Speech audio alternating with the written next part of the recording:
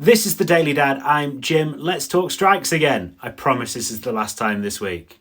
Well, I try to promise it's the last time this week.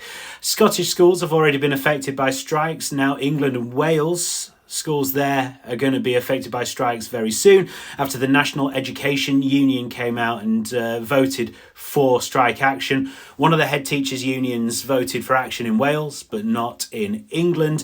And they reckon that 23,000 schools will be affected, although any individual school will only be affected on 4 of the proposed 7 or 8 days of strike action. It's really complicated. The maths is like Carol Vorderman style on Countdown. And speaking of which, Education Secretary Gillian Keegan went on BBC Breakfast to talk about it, and she tried some kind of figures of her own, which I can see what she's trying to do. She's trying to spin it to say not many teachers want to do it. But the fact remains it was quite a big majority of the people who voted for it by that union that wanted it, even if the turnout was low.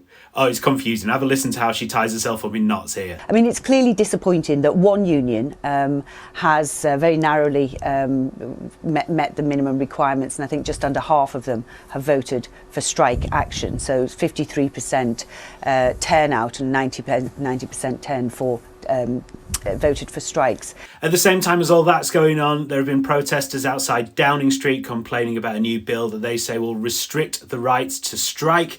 And these are the scenes from Downing Street last night in the cold.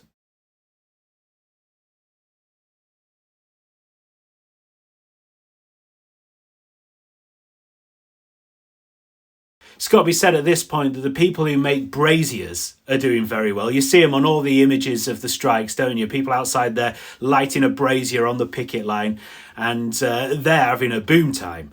Obviously, it'll be bad if the brazier makers union goes out on strike, because how will they keep up with demand? I don't know.